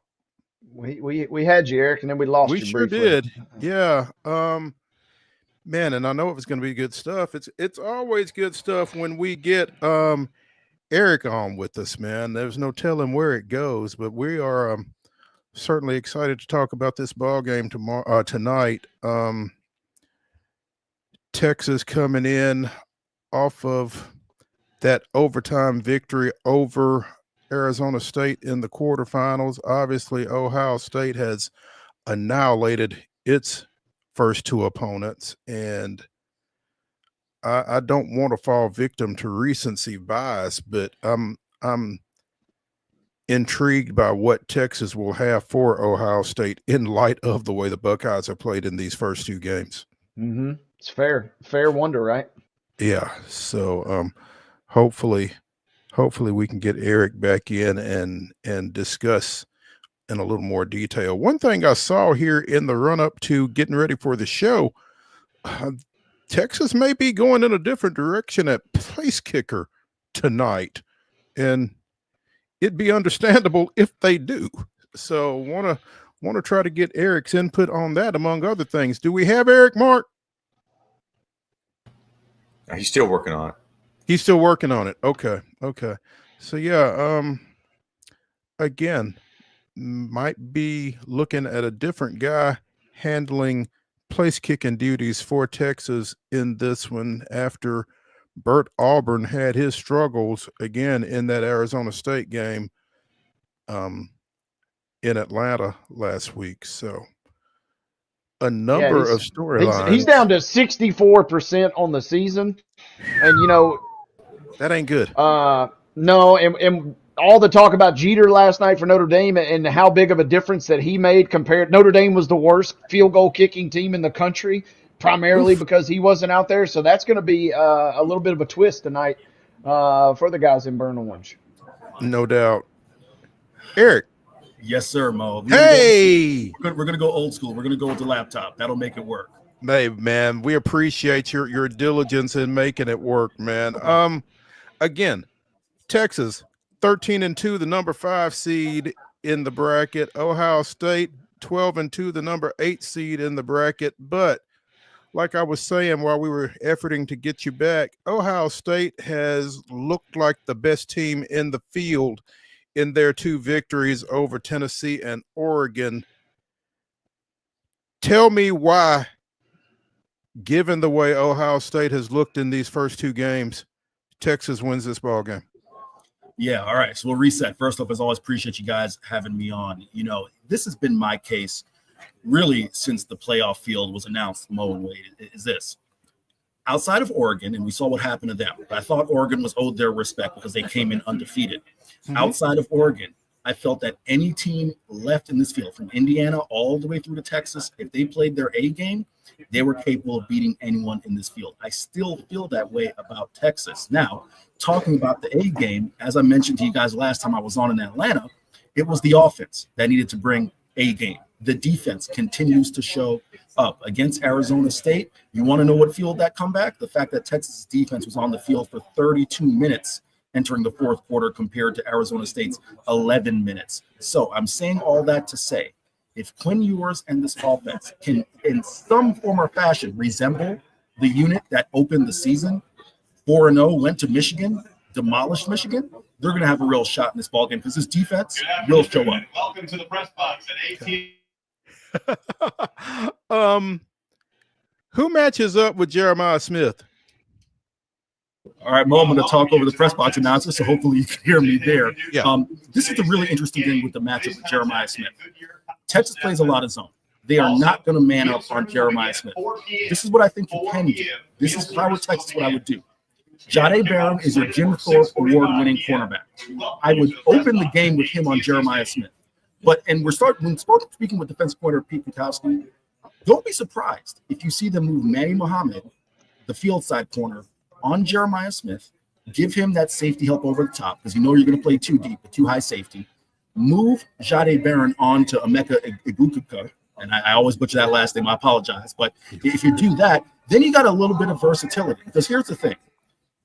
Jeremiah Smith is a freak, right? He's going to get his 7-8 catches. That's you can't deny that. The key is to not let him beat you. Make him work for it. So don't be surprised if you see Texas, who plays a lot of zone, kind of do some things differently by moving Jahdae Barron around, allowing Manny Muhammad with help over the top with that bracket to kind of play Jeremiah Smith and make him work for those catches. Eric, I want to ask you, since you mentioned defense there, some interesting parallels, I guess, maybe. I don't mean to bring up bad memories, but Washington with 37 points last year, using 3 really strong receivers. Obviously, they had a great quarterback slinging it to them. But did Texas, is there something they can learn from kind of a 3-headed monster in terms of the receiving core that they saw last year versus Washington in the semis, maybe to translate to tonight in your mind? It's a good parallel, but here's the thing. This secondary is so much different from the group that played Washington last year in the Sugar Bowl, right? Ryan Watts was a liability at boundary side corner. The safety play was not nearly as good as it's been this year with Andrew Makuba. Derek Williams got banged up, of course, out for the year. Michael Taft has emerged as an FWA All-American. So to that point, I think it's an interesting parallel, but it's not exactly apples to apples. I will say this, and I wrote this on the site. This is the real test for this Texas secondary that was revamped. Again, I talked about it with you guys. That group was 12th in the Big 12 in passing yards allowed last year, allowing over 240 yards per game. This year, they've cut that number by more than 50%. But this is the real test because this is going to be the most talented receiving group that they've faced since last year. Remember, this Texas team didn't face Tennessee, didn't face LSU, didn't face Ole Miss. So they haven't even faced an offense that's been top 20 in scoring. Right now, I'd make the case this Texas defense has made all the teams they face this year look bad, but this will be a real test. Some concerns about the offensive line for Ohio State too. Does how much, if any, can Texas extra utilize that to their advantage tonight, perhaps? They're going to have to, and it's one of the things I pointed out as far as keys to the game.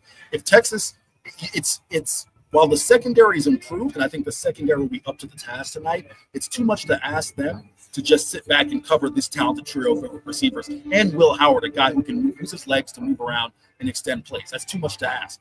It's going to be Colin Simmons coming home, a Duncanville native right down the road. It's going to be Anthony Hill coming home, DeSoto right down the road. It's going to be Duncanville right down the road. It's going to be all of those kids, those extended passers, Barron Sorrell, Alfred Collins, Vernon Broughton. Getting Will Howard off of his mark, that's going to allow for this Texas defense to have any type of success against that Ohio State passing game. Eric Henry of Horns 24/7 joining us here on Main Street Sports today as we take a look at tonight's Cotton Bowl between Ohio State and Texas. As we were talking while we were efforting to get you in, Eric, saw something on Twitter earlier today. Texas rolling out a different kicker tonight? Yeah, Mo, when I was dealing with the technical difficulties, I heard you mention that. Okay, 2 things can be true, right? One, Bert Auburn has struggled this year, right? And we saw it most definitely in that college ball playoff game, especially over the last few weeks, Bert has struggled. But, fellas, y'all have watched enough football. You're not going to get me to believe that Steve Sarkisian in the semifinal of the college ball playoff is going to trot out Will Stone, who was not a walk-on. Will Stone is not one of these guys who was like, hey, we're going to have open kicking tryouts on campus and let's just get someone, right? He's a scholarship kicker. He was a 3-star, 4-star recruit as far as the kicking world, a local kid, but he's never attempted a field goal in his career. And you expect me to believe that he's going to trot him out there in this scenario? And then Steve Sarkisian, if Will Stone misses, left to answer all of those questions as to why he didn't go with Bert Auburn or why he didn't go for it on 4th down. This is what I think you're going to see. And I could be dead wrong. Will Stone has a great leg, does a great job with the kickoffs. I think Bert Auburn is going to get the first shot. And if Bert doesn't live up to the expectations and misses, I think you're going to see a lot of going for it on 4th down from Steve Sarkisian. Because I just can't see Steve Sarkisian say, Will Stone, you've never kicked in a game, go do it. Go kick in the national semifinal. Yeah. Okay. All right. How much does Quinn Ewers playing against the team that he originally signed with play into tonight? Any at all? It's interesting. That was a storyline. I think a lot of the Ohio State media, when they came on the Zooms, were asking Quinn about his time at Ohio State. And I don't think it plays any, because here's the thing. Quinn was a 18-year-old kid, a true freshman who didn't play, right? And when Quinn was asked about his time, and I don't want to put words in Quinn's mouth, but if you go back and listen to what he said, he essentially said, hey, I was one of the first players who had, the NIL era and the opportunity to have name, image, and likeness. And he didn't use the word financial, but you can fill in the blank. It was kind of an opportunity that you couldn't pass up. What I took from that is, hey, no hard feelings, but it was the NIL era, and it was one of the first guys to go do it. And I went and got that check. And then I eventually landed where I wanted to, which was being in the burnt orange with Texas. Eric, I want to ask you, we talked a little bit this week about, weather, and obviously the game's going to go on as scheduled. Did Texas have to alter any of their plans or routine? Were they able to get everything kind of situated the way they wanted to in the run-up to this game? Yeah, nothing changed for Texas. Now, what was interesting was Ohio State's arrival to the Dallas-Fort Worth area was delayed. So when we had the media day on Wednesday, the availability with coordinators, Kyle Flood, Pete Kukowski, and 4 players, Ohio State was supposed to be back-to-back right after Texas.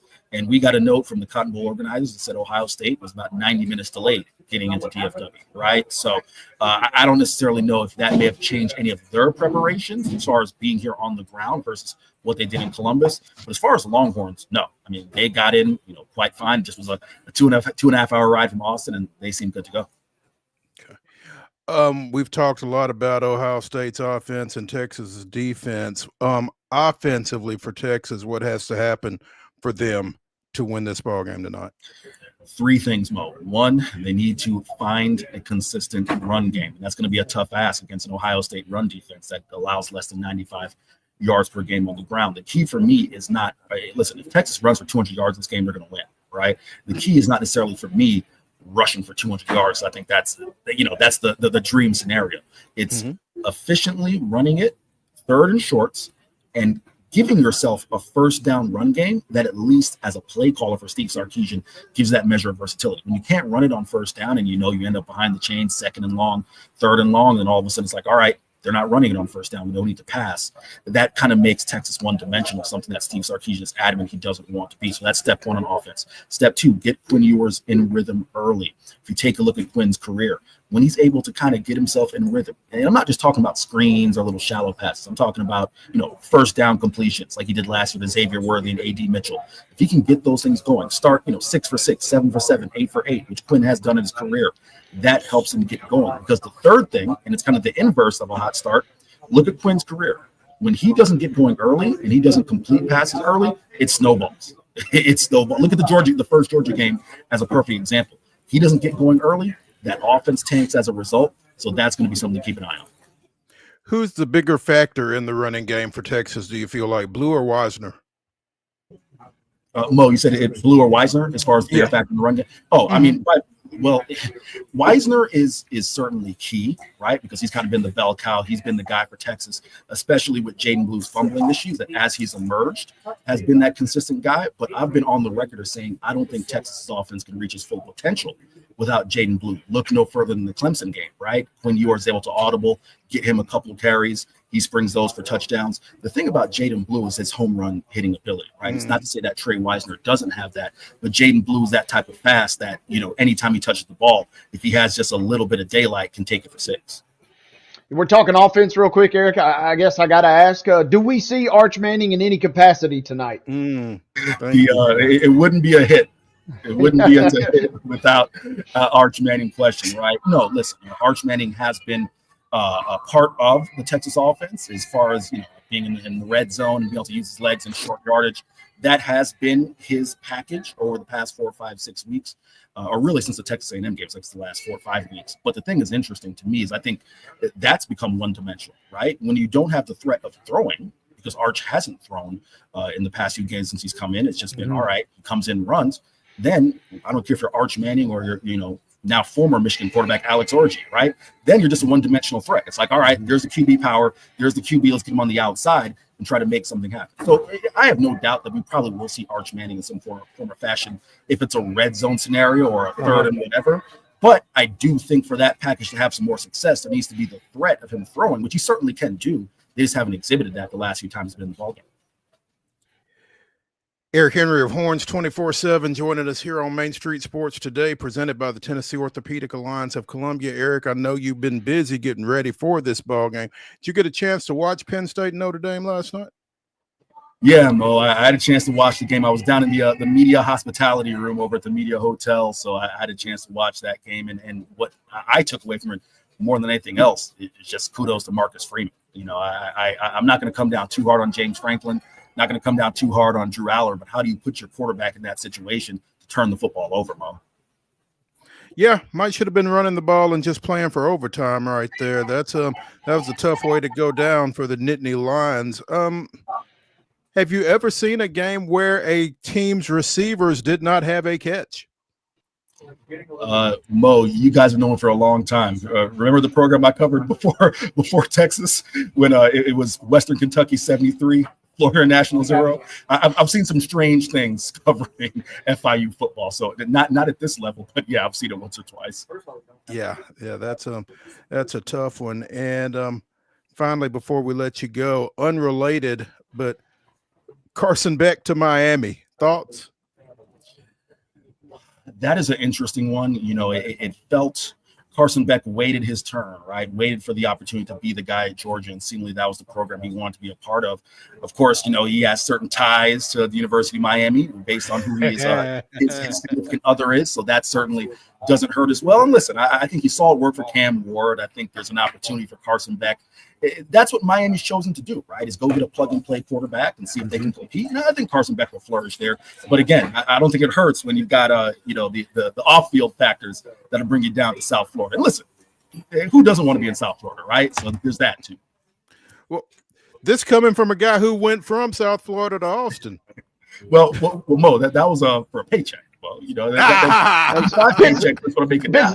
Business decision. Business decision. Exactly. Secure the bag. I mean, you got to do something to afford those suits, right? Eric Henry of Horns 24/7 joining us, and always a pleasure when we're able to get him on. So, Eric, we appreciate it, man. Enjoy the game. Try not to work too hard, and look forward to catching up with you here soon.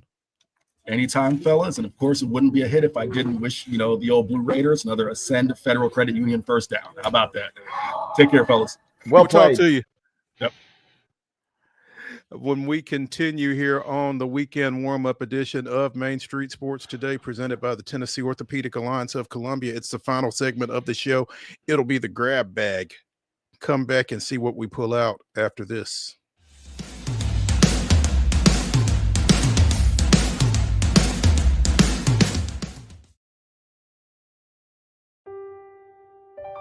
This holiday season, the largest lantern festival in the country returns to Nashville Zoo.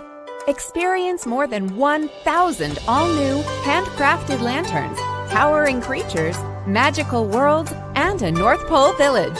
At the center of it all, the Smashville Ice Rink. Welcome back to Zoolumination at Nashville Zoo. Bigger, brighter, and better than ever.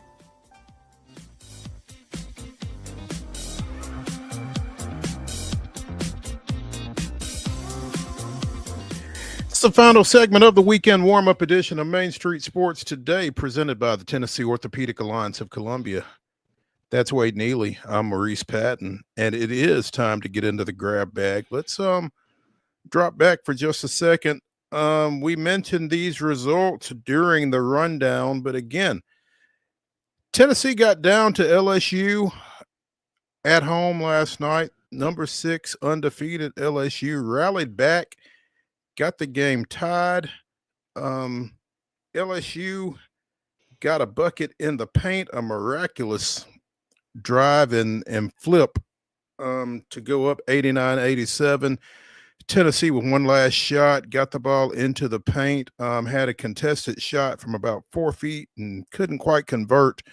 LSU gets out, still undefeated with an 89-87 victory. Tennessee's second straight loss. But man, you gotta like the way the Lady Vols are scrapping under Kim Caldwell. Yeah, and that's the thing, right? Is keeping expectations and excitement kind of in check. I mean, you're still talking about one of the current blue bloods of women's college basketball versus, Tennessee was in that realm and they're trying to get back to their realm and they're looking like they're headed toward that realm. But you kind of just got to keep things in check. But yes, playing exciting ball.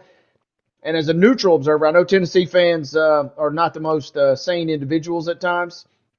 But as long as you're playing close games and, you're in contention versus these, I'll just roll the dice, baby, and just see what happens at the end. Give me those type of results every time versus opponents of that caliber.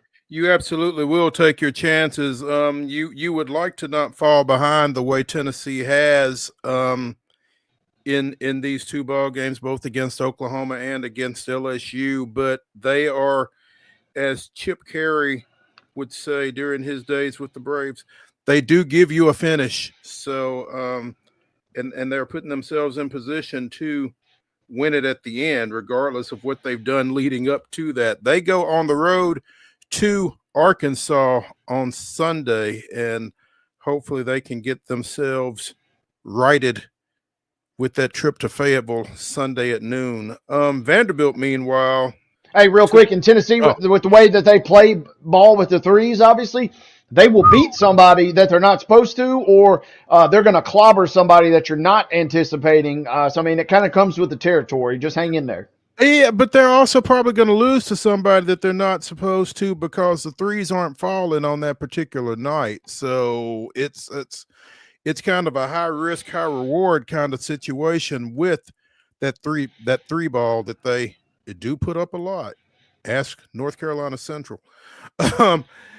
Vanderbilt fell to 14-3 with an 87-59 loss down at Ole Miss. This is a pretty good Ole Miss team. This is a pretty good Vanderbilt team. But again, as we've discussed, the SEC is no picnic on either the men's or the women's side, and Vanderbilt kind of took it on the chin last night. They play Monday.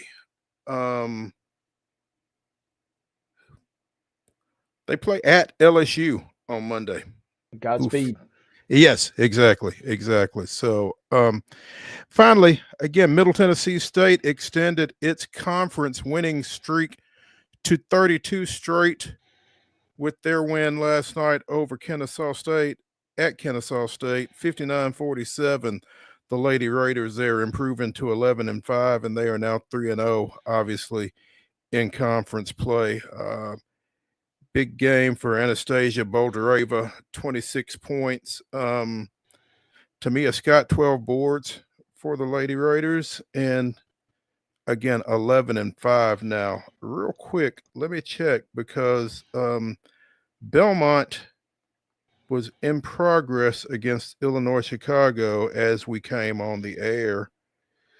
Belmont leads UIC 64-44 with 2.5 minutes to play. You can catch the last 2:37 of that one on ESPN Plus if you are so inclined. Men's basketball this weekend, the highlights, again, we mentioned number one, Tennessee goes to Texas tomorrow as they try to shake off that trip to Florida earlier this week. Should be an interesting matchup. First conference trip, obviously, to Austin. And Tennessee, the last unbeaten team in Division I before that 73-43 loss to Florida down in Gainesville. So be interesting to see how they bounce back in this 5 o'clock contest tomorrow evening. Yeah, it's going to be a big game, and Texas has obviously, had a great non-con schedule, but in terms of record, but lost to Texas A&M. Obviously, probably didn't want to lose that one, whether it was home or on the road, but it was on the road. Mhm. And then played Auburn tough, but couldn't pull it out. They will be hungry for a win. Tennessee's going to get everybody's best shot. There will be no gimmies in this league, and Texas is 0-2, but that'll be a dangerous game tomorrow. Tennessee's going to have to be on their P's and Q's. Vanderbilt, coming off that loss at home to Mississippi State on Tuesday night, travels to Como, taking on the Tigers. That's a 2:30 start. It's on SEC Network. Vanderbilt, what is their record now? 13-2. Again, with the loss to Mississippi State, 76-64 in that one. But I think the jury is still out on Vanderbilt, as we've been discussing with Joe Sullivan. I wouldn't say they've been getting it done with smoke and mirrors, but they're definitely having to be inventive in how they're able to compete, given their lack of size. And I guess it becomes a matter of whether or not that catches up with them at some point. Yeah, and Vanderbilt's been a fun story, 13-2, off to a great start. Going to have to get creative, as you said, but this is the league that eats its young, right? And I mean, the Missouri especially is not worried. They're scrapping and clawing after the year they had last year for every game in conference play. No one cares about the cool story when you strap them up and roll the ball out there. So Vanderbilt, as fun of a story it has been, they will have to be at their very best every single night, I feel like, going forward. Should be a fun game, though, tomorrow afternoon. Yeah. Middle back at the Glass House. The Middle men are back at the Glass House, taking on Jack State. It's a 5 o'clock start tomorrow. That one, again, is on ESPN+. MTSU lost over the weekend at Liberty to fall to 1-1, but bounced back and defeated Kennesaw State 84-79 last night.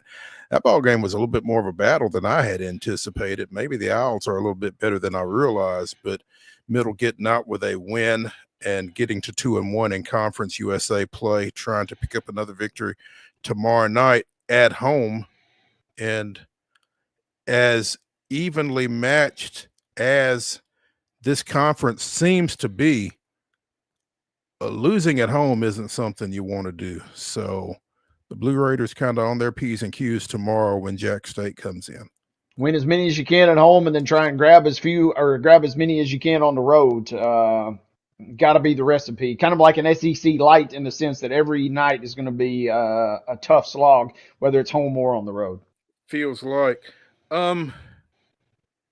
Memphis dropped a tough one last night, falling to the Rockets, 119-115. Again, big Southeastern Division game there for both those teams. Houston improving to 25-12 with that win. Memphis falling to 24-14 with the loss. And so now Memphis gets to go see Anthony Edwards and the T-Wolves tomorrow.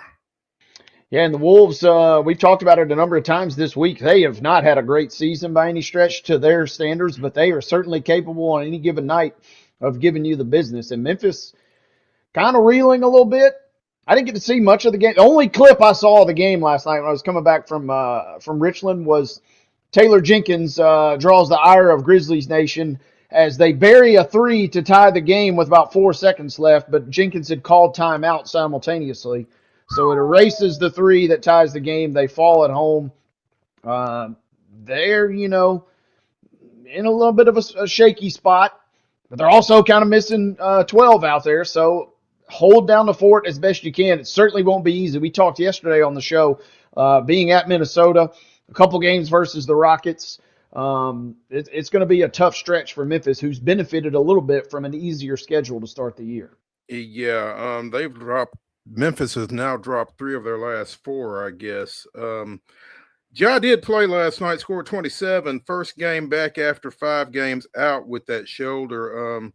Triple J, 21 points, 21 points, 8 boards, 6 blocks in the loss. But again, Houston now a game and a half up in the division with that 119-115 victory. This came across the Twitter feed as we were getting ready to come on the show, and so I've not really had much chance to take a look at it. But apparently, the two Yankee fans that assaulted Mookie Betts during the World Series down there in the right field corner have been banned indefinitely from all Major League Baseball facilities. So, good for MLB for, taking that action, because that kind of thing just can't happen. Who's it? The Capo Biancos no longer going to be patrolling out there at Yankee Stadium or at any other stadium, it sounds like. Austin Capobianco and John P. Hansen were immediately ejected from Game 4, later had their Game 5 tickets revoked. Apparently, MLB sent them a letter earlier this week. On October 29th, 2024, during Game 4 of the World Series at Yankee Stadium, you interfered with play by intentionally and forcefully grabbing a player. Your conduct posed a serious risk to the health and safety of the player and went far over the line of acceptable fan behavior. Based on your conduct, MLB is banning you indefinitely from all MLB stadiums, offices, and other facilities. You are also hereby banned indefinitely from attending any events sponsored by or associated with MLB.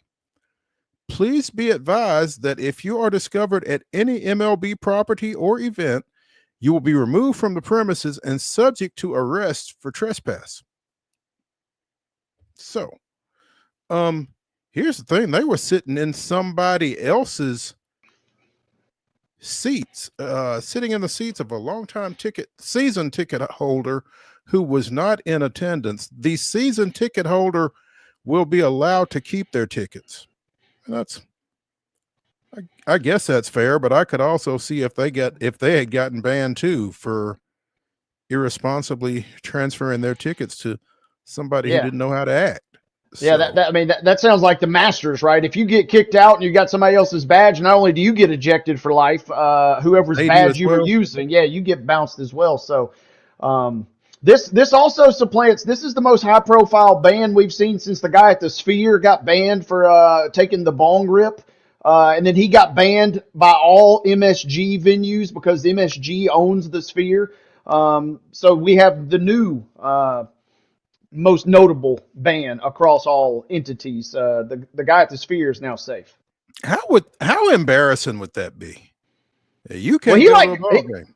Yeah, I mean, you are not allowed anywhere at any time. I mean, these guys, do they roll the dice? I mean, when the World Baseball Classic rolls around, do they try and get into a game then? Or, how far are they willing to push it to see? They'll have a little inkling of notoriety if they were to try and press it a little bit. Spring training? Yeah. I mean, yeah. I mean, if it's an A's, I would say if it's an A's game, they should be allowed though. Because that's not an MLB facility. Yeah. Well, they're going to need fans is also the key thing there too. So I mean, if I'm a certain franchise, I might be inviting these guys. I mean, we'll take all the ones we can get. Come on out. Yeah. We'll even. But yeah, kudos to MLB. It seemed like the Yankees, from what I remember, they kind of drug their feet a little bit before finally, swinging the ban hammer. But now it's across the league. Yeah, and I wonder if that's why MLB kind of said, if y'all ain't gonna deal with this, we will. So that's kind of what it felt like to me, almost like, all right, we'll deal with this. Yeah, kind of like federal charges versus state charges, that kind of thing. Not that I know anything about that. Anyway, easy. That's the weekend warm-up edition of Main Street Sports Today, presented by the Tennessee Orthopedic Alliance of Columbia. We will be right back here at 2:00 on Monday, and if you were listening to the last 2 hours, we should have plenty to talk about when we reconvene. So be sure and join us. Stay warm, stay safe. We'll see y'all Monday at 2:00.